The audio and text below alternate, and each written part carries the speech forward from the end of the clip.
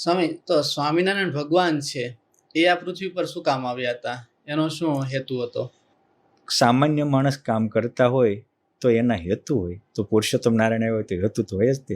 અને રામ આવે ને રાવણને ન મારે તો રામને આવવાનું કામ છે, એ જ એનો હેતુ હતો. કૃષ્ણ આવે ને કૌરવ ને કંસને ઉલાળી ન નાખે તો કૃષ્ણ ભગવાન આવવાનું કામ હતું, એ જ એનો હેતુ હતો.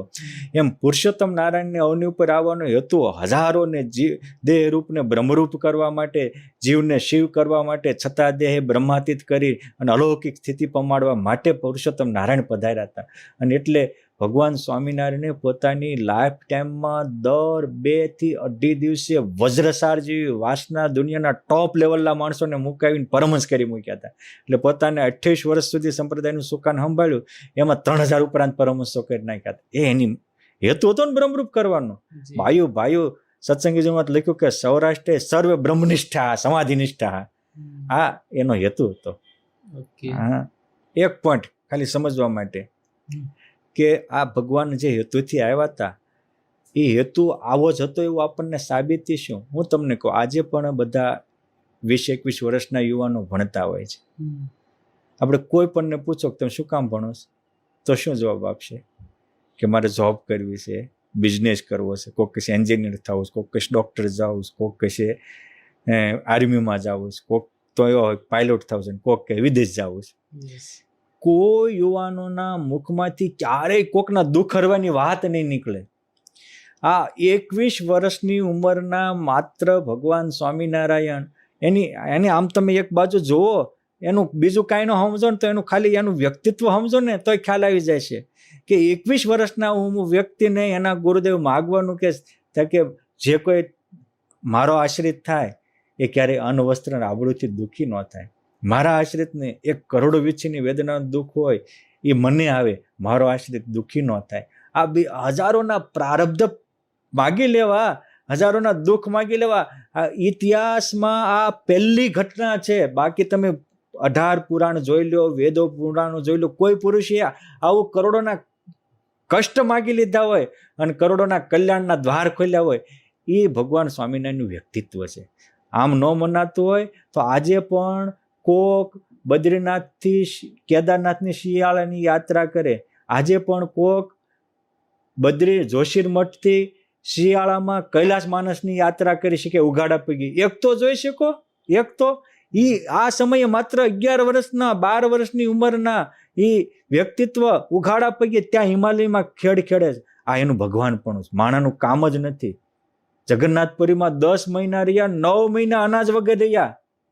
સામે દ્વેષી લોકોનો દ્વેષનો અનેક ઉપદ્રવ હતો, કાંઈ નહીં. હા, એનું ખાલી વ્યક્તિત્વ છે, એ પણ એનું ભગવાનપણાના દસ્તાવેજી પુરાવા. થોડુંક આંખો ખોલીને વાંચવાની જરૂર છે. નિષ્કુળાનંદ સ્વામી તો એવું લખ્યું કે આમ એવું લાગે કે ભૂલે એનો દેહ રહે એવો નહોતો, પણ આ રીયો શું કામ? તો કે ભૂલે પણ નિજ દેહને માને નહીં કોઈ દન, પ્રભુ ઈચ્છાએ તન રહ્યું, ન કર્યું હરિએ જતન. કાયમ અને બ્રહ્મરૂપ હતા એટલે હજારોને બ્રહ્મરૂપ કરી મૂક્યા. એ બ્રહ્મધામમાંથી આવ્યા હતા એટલે હજારોને બ્રહ્મધામમાં તેડી ગયા. એનો અવતરણનો હેતુ હતો. સ્વામિનારાયણ ભગવાન છે, એના ગુરુ કોણ હતા? અને ગુરુ હતા તો એ તો ભગવાન હતા, એને ગુરુ ધારણ કરવાની શું જરૂર પડે? આ ઓની ઉપર કોઈ મહાપુરુષો આવે છે તો એક સદ્ધર્મ સ્થાપવા, એક મર્યાદા સ્થાપવા, એક સદગુણોનો પ્રવાહ સ્થાપવા આવે છે. અને આપણો સનાતન ધર્મ એ પણ સદગુણોનો ધર્મ છે, જીવન મૂલ્યોનો ધર્મ છે. એટલે આ કોઈ એક વ્યક્તિએ સ્થાપેલો નથી. આદર્શ ઋષિમુનિએ સંયમ અને સદાચાર, ભક્તિ અને વિરક્તિ, જ્ઞાન અને વિજ્ઞાન માટેના બેઝ ઉપર સ્થપાયેલો સનાતન ધર્મ છે. અનુશંસ્ય ક્ષમાશ્ચ અદ્રોહ સહિષ્ણવ આત્મબલમ પરમ બલમ એશો ધર્મ સનાતન. આ સનાતન ધર્મનું લક્ષણ ભગવાન વ્યાસજીએ કર્યું છે કે ક્યારેય કોઈને હિંસા ન કરવી, ક્યારેય કોઈનો અપરાધ ન કરવો, ક્યારેય કોઈના પ્રત્યે દુર્ભાવ ન કરવો, ક્યારેય કોઈને દિલને ઠેસ પહોંચે એવું ન કરવું, સહિષ્ણુતા રાખવી, ક્ષમા રાખવી, અને જરૂર પડે ત્યારે આત્મબળને પરમ બળને ધારણ કરી અને જે ધર્મનો નાશ કરતા હોય એનો ભૂખા કાઢી નાખવા. આ સનાતન ધર્મના મૂલ્યો છે. એ મૂલ્યો ભગવાન રામે થાપ્યા એટલે જ આપણે ભગવાનને રામ માનીશું. બાકી ગાદીઓ તો કેટલી અયોધ્યાની ગાદી આવી ગયા, પણ એ જે રામમાં ગુણો હતા એટલે એ ભગવાન છે, કૃષ્ણમાં એવા ગુણો હતા એટલે આપણે એને ભગવાન માનીએ છીએ. એમ ભગવાન સ્વામિનારાયણમાં એ સદગુણો હતા એટલે એ જીવન મૂલ્યોને કારણે ભગવાનનું એ ભગવાન વ્યક્તિત્વ ખીલી આવે છે. પોઈન્ટ 2 કે આજે પણ સ્વામિનારાયણ ભગવાનના વ્યક્તિત્વ વિશે આપણે કહીએ, તમે કહે છો કે આ ભગવાન આવા ગુણો, અને ગુણો હંમેશા ગુરુ થકી આવે છે. એટલે રામે પણ વશિષ્ઠજીને ગુરુ સ્વીકાર્યા હતા, કૃષ્ણ ભગવાને પણ સંદીપની કે ગર્ગાચાર્યને ગુરુ માન્યા હતા. એ આપણી ભારતીય સનાતન પરંપરાને ઉજાગર કરવા ભગવાન સ્વામિનારાયણે પણ સદગુરુ રામાનંદ સ્વામીને ગુરુ તરીકે સ્વીકાર્યા હતા. રામાનંદ સ્વામી સ્વધામ સિધાવ્યા બાદ મુક્તાનંદ સ્વામીને પણ માથે ગુરુ તરીકે રાખ્યા હતા. એટલે આ આપણી સંસ્કૃતિને, કારણ કે પોતે અમુક સમય સુધી છે પણ એ પરંપરા તૂટી ન જાય, એટલે ગુરુ પરંપરાથી એ બધા જ જીવન મૂલ્યો સમાજ સુધી પહોંચતા રહે, એટલે ભગવાન ગુરુ તરીકે સ્વીકારે છે અને પોતાના આવા જીવન મૂલ્યો દ્વારા સનાતન ધર્મની પુષ્ટિ કરે છે. અને આવી રીતે ગુરુ દ્વારા પોષાયેલા સનાતન ધર્મના મૂલ્યો આજે પણ સ્વામિનારાયણ સંપ્રદાયમાં તમને 16 કળાએ ખીલેલા દેખાશે. માટે સ્વામિનારાયણ સંપ્રદાય એ સનાતન વૈદિક ધર્મ છે. સ્વામિનારાયણ ભગવાનના જન્મ બાદ એ થોડાક ટાઈમ ઘરે રહ્યા અને પછી વર્ણિન્દ્ર રૂપે એમણે ઘણી જગ્યાએ વિચરણ કર્યું. તો એનો હેતુ શું હતો?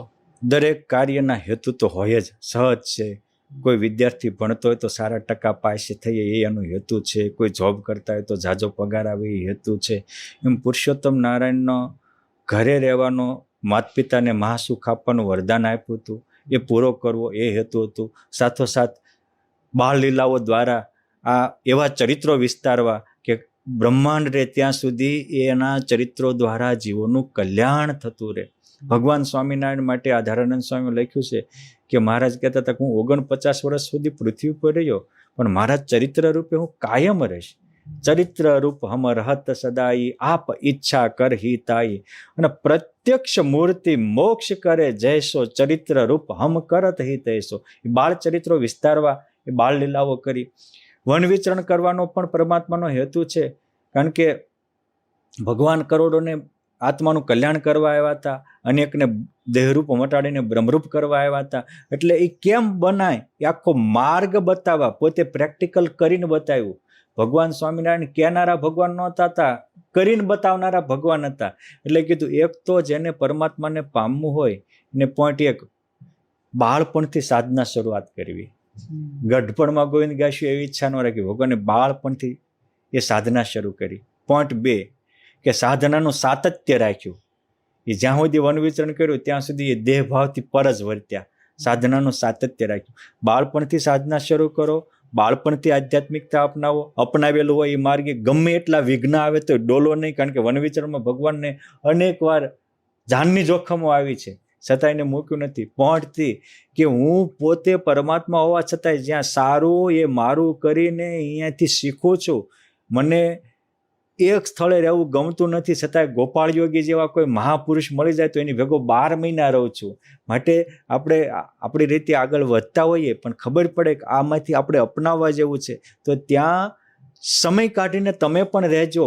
અને જીવનમાં યોગનું કેટલું મહત્વ આવે એ પણ ભગવાનને શીખવાડવું હતું, એટલે એ પણ ભગવાનને શીખવાડ્યું. બીજું કે આધ્યાત્મિક માર્ગમાં આડા વિઘ્ન કોણ છે એ લોકોને સમજાવવાની, એ વિઘ્નમાંથી ફસાતા નહીં તો જ પરમાત્મા સુધી પહોંચી શકશો, એ પણ 4થા નંબરે ભગવાનને શીખવાડ્યું હતું. એટલે ભગવાન સ્વામિનારાયણ બંસીપુરના મહારાજા ઇલાક સુશીલા નામની કન્યાઓ આપવા તૈયાર થઈ જાય, બુટોલપુરના મહારાજા પોતાનું રાજપાટ અને દીકરીઓ આપવા તૈયાર થઈ જાય. એ વખતે ત્યાંના 80 ગામની આવક અગ્રવાલ રાજાએ આપી હતી, એટલે 3 લાખ રૂપિયાની વાર્ષિક આવક, આવો મઠ આપવા તૈયાર થઈ જાય. એટલે કે જે મઠ કે મહંતાઈમાં ન બંધાય, ધન કે સ્ત્રીમાં ન બંધાય, ખાન કે પાનમાં ન બંધાય, આ બધાથી નિર્બંધ રહેશો તો જ નારાયણ સુધી પહોંચી શકશો. આ પણ ભગવાન સ્વામિનારાયણને વન વિચરણ દ્વારા સમજાવવું હતું. વળી અનેક મુમુક્ષુઓ જે ગિરનાર કે મોટી ગુફાઓ કંદરાઓમાં યોગ ભ્રષ્ટ આત્માઓ સાધના કરતા, ભગવાન સ્વામિનારાયણ એક પાસે ગયા છે. પાંડવો કાલીન 9 લાખ યોગીઓ હતા. એવું કહેવાય છે કે જ્યારે મહાભારતના મેદાન શરૂ થયું ત્યારે અમુક લોકોએ વિચાર્યું કે ધર્મ તો પાંડવો પક્ષે છે, એની પક્ષે મળશું તો તરશું એમ માની 9 લાખ સૈનિકો પાંડવો પક્ષે રહ્યા હતા. એ 9 લાખ યોગીઓ હતા, તીદીની સાધના કરતા હતા. ભગવાન સ્વામિનારાયણ ત્યાં જઈને એની સાધના પૂરી કરાવી. અમુક તીર્થોમાં સાધુના નામે અસાધુ ફરતા હતા, તો એ લોકોને દેખાડવા હતા ને એને પણ ઉદ્ધાર કરવો હતો, તમોગુણી જીવનો પણ ઉદ્ધાર કરવો હતો. આવા અનેક હેતુથી ભગવાને વન વિચરણ કર્યું હતું, તીર્થોને તીર્થત્વ આપ્યું હતું, તીર્થોમાં રહેલા અધર્મનો વિનાશ કર્યો હતો અને યોગ ભ્રષ્ટ આત્માનો ઉદ્ધાર કર્યો હતો. સારાનો સંગી પણ થયા હતા, સાધનાનું સાતત્ય રાખ્યું હતું અને અંતે આ ગુરુગમ્ય માર્ગ હોવાથી ગુરુને શરણે પોતાનું જીવન સમર્પણ કરી અને વન વિચરણની યાત્રાને સમાપ્ત કરી હતી. એટલે આવા અનેક હેતુથી પરમાત્માની વન વિચરણની યાત્રા એ દરેક આધ્યાત્મિક માર્ગે ચાલેલા પથિકો માટે દીવા દાંડીરૂપ છે. અનુભવી ભૌમ્યની ગરજ સારે એમ છે, માટે બધાએ અપનાવવા જેવી છે. ઓકે, સ્વામિનારાયણ ભગવાનને ભગવાન તરીકે સામાન્ય જનતાએ તો સ્વીકાર્યા હતા, પણ શું રાજા મહારાજાઓએ પણ સ્વીકાર્યા હતા? યસ, એક નહીં, અનેક રાજા મહારાજાઓએ અને અનેક એ સમયના જે લોક પ્રતિષ્ઠિત વ્યક્તિઓ હોય, પ્રતિભા સંપન્ન વ્યક્તિ હોય, દરેક ફિલ્ડના એ જમાનાના ટોપ લેવલના માણસો બધા જ ભગવાન સ્વામિનારાયણના અનુયાયીઓ હતા. એક બે નહીં, અનેક હતા. વિદ્વાન ક્ષેત્ર હોય, સ્થાપત્ય ક્ષેત્ર હોય, રાજકીય ક્ષેત્ર હોય, કલા ક્ષેત્ર હોય, સંગીત ક્ષેત્ર હોય, દરેક ક્ષેત્રના એક નંબરના હતા. એ બધા ભગવાન સ્વામિનારાયણ પાસે હતા.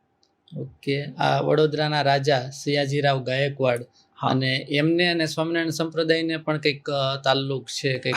હા, વડોદરા નરેશે પહેલા દેશી લોકોના ચડામણીથી એવી પ્રતિજ્ઞા કરેલી કે સ્વામિનારાયણ ધર્મને અમારા ઇલાકામાં આવવા જ ન દેવો.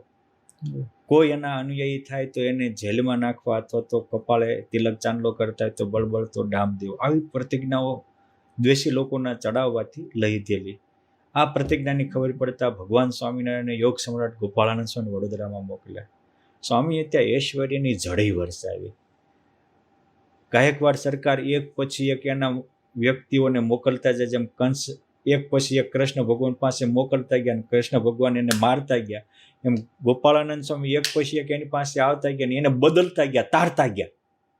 એની આખી જીવન લાઈફ બદલી નાખી. રામચંદ્ર વૈદ્ય પરીક્ષા લેવા આવ્યા, રાજ વૈદ્ય હતા, એ પણ સત્સંગી થયા. નારૂપંતના માતાજીના ઉપાસક અને ખાનગી દીવાન હતા, એ પણ ગોપાળાનંદ સ્વામીનો પ્રભાવ જોઈને સત્સંગી થયા. બાપુભાઈ સર સેનાપતિ હતા, મીર સાહેબ સર સેનાપતિ હતા, આ પણ ગોપાળાનંદ સ્વામીના પ્રતિભાવ જોઈને સ્વામિનારાયણના આશ્રિત થયા. ઢુંડુબા મહાતાંત્રિક હતો, મેલી વિદ્યાનો ખુખાર હતો, એ એના પરિવાર સાથે ભગવાન સ્વામિનારાયણના આશ્રિત થયા. અને છેવટ ગાયકવાડ સરકાર પોતે પરીક્ષા લેવા આવ્યા અને એને પણ યોગ સમ્રાટ ગોપાળાનંદ સ્વામીએ સમાધિ કરાવી, અલૌકિક અનુભવ આપ્યો. એટલું નહીં, એની ધર્મપત્ની ચીવણબાઈને અને એના દીકરાઓને પણ સ્વામીએ આમ ચપટી ભરીને પ્રસાદી આપીને પ્રસાદીની હાકર ખાધીને બધાને સમાધિઓ કરાવી. આ રીતે આખો ગાયકવાડ પરિવાર મંત્રી મંડળ સાથે પુરુષોત્તમ નારાયણનો આશ્રિત થયા હતા.